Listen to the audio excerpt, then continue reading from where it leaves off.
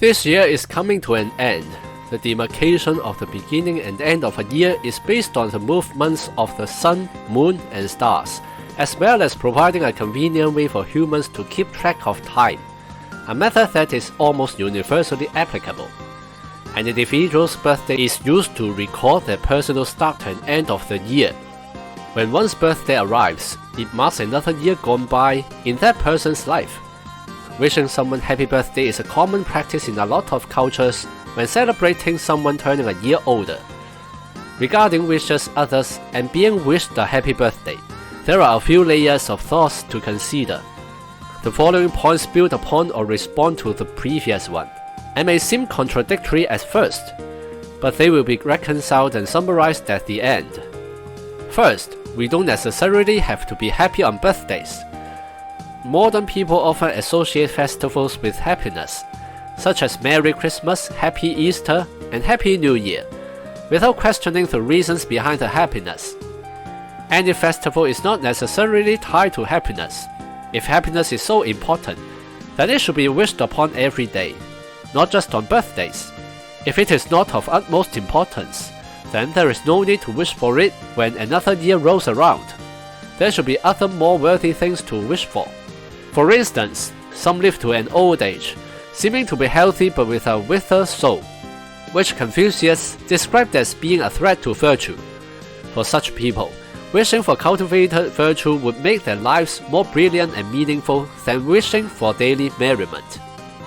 Looking at a broader perspective further reveals the inappropriateness of happy birthday. Some view birthdays as Mother's Suffering Day, as childbirth posed much greater risk to the mother's life in eras before modern medicine. While maternal safety is better assured nowadays, the pain of childbirth remains unavoidable. A filial person mindful of this should not dare to wish for personal happiness on their birthday, but instead commemorate the mother's suffering.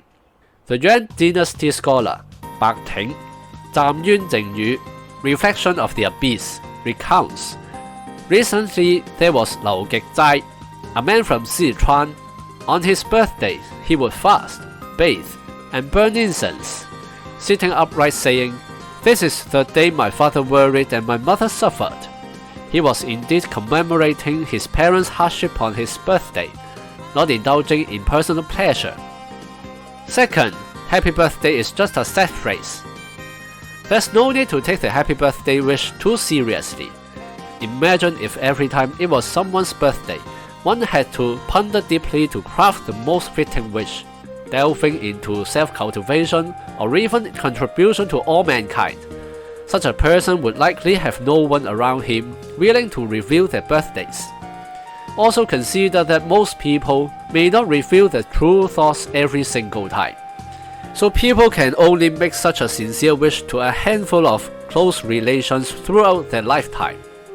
Happy birthday has become more of a set phrase like, "Good luck," "Have a nice day," where the speaker is simply expressing courtesy and goodwill rather than literal meaning. The listener needs not pickily analyze every word. Instead, they should understand the other person's good intention.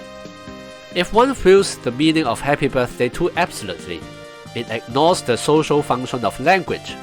For example, believing that with increased age, one should pursue value rather than just happiness dismisses the good intentions behind the wish. Sometimes good friends can rarely meet, so happy birthday signifies they still remember others, or serve to check if their friends are well. If one argues, "Wishing me happiness won't actually make me happy," or "birthdays aren't worth celebrating," it alienates them from normal social circles. Third, seeking breakthroughs in ordinary social interactions. What birthdays mean for me and others? We are ultimately social creatures, and mostly don't wish to become social pariahs. But we also know that if we only passively accept happy birthday wishes, we will ultimately become superficial. As the German philosopher Martin Heidegger said, urban people like idle talk, Gerede. It is a common language necessary for maintaining communication in daily life. However, if such empty talk dominates our existence, preventing us from seeking truth and hindering us from living authentically, then it becomes problematic. We need to engage with the world without conforming blindly, staying close to reality but not just living everyday life in a shallow manner. This requires self-reflection and insight. Confucius proposed self-reflection 3 times a day. Few likely introspect that frequently. But birthdays seem to put a spotlight on the celebrant. Can the celebrant focus on their own growth? Can they progress more than the previous year? When others have birthdays, it's easy to simply say happy birthday, a momentary wish like a flickering candle flame. But does that person have concerns worth caring about? Do they need help with anything? What are their most authentic desires, not just sensational ones? Additionally, for both the celebrant and well-wisher, it's worth considering. In the community exchanging wishes, have they earnestly accompanied those around them over the past year? An American pastor, Nicky Gumbel, said, "Today is the oldest you have been, and the youngest you will ever be. Make the most of it." Humans have a rather weak sense of the passage of time, relying on various festivals to mark where we are.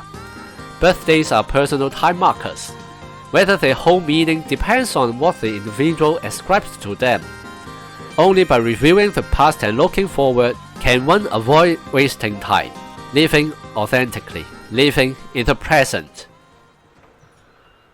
Please comment if you have any ideas. You may also like, subscribe or share this video. Your action can spread the message. See you on the next video.